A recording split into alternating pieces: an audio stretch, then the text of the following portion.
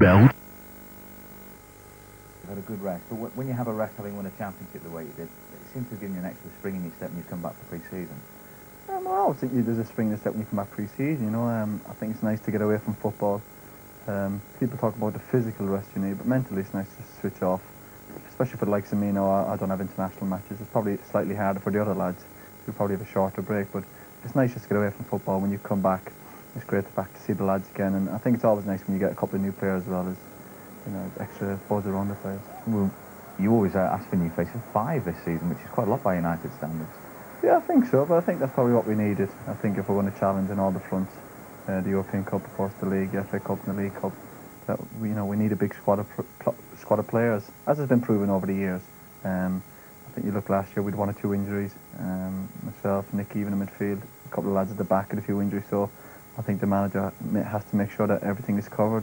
How important is that? Because he did make the point when he got to the last 8 of the Champions League. Out of those 8 teams, he said that United had the weakest, and I'm talking about in numbers, squad. And he's clearly seen that as a... Yeah, I think so. But of course then it's going out and actually getting these players. I think you can buy players for the sake of it sometimes, but I think to be fair to the manager, he's been patient, and the players we've got in, you know, have added real quality to the squad. And as you said, come the end of last season, you know, we probably were the weakest squad in numbers in the last few games in the Champions League, so he's make sure that's not going to happen this year. And in terms of the players he's brought in as well, he's brought in for the future, hasn't he? They're all with the future in mind as well as the present. Well, I don't know what the future, they look all right now, you know. I know people keep talking about the futures, but the players he's brought in, I'm sure will be looking to make their mark pretty quickly at the club.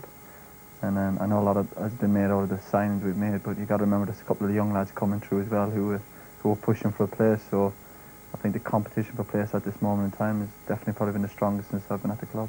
Let's talk about the 2 he's just brought in, Cleberson and Ronaldo first of all. Ronaldo you got first-hand knowledge of. I know you didn't play, but the lads did in the game against Sporting Lisbon. Yeah, we've seen him last week. We'd heard 1 or 2 rumours about the lad. I think I've seen him in 1 game in a tournament in Portugal, and he looked impressive there, but you know, I had a close-up look at him last week, and I suppose you could say it's hard to judge in a game like that because, to be fair to our lads, they were pretty tired after the long trip. But having said that, the qualities the lad showed was fantastic. And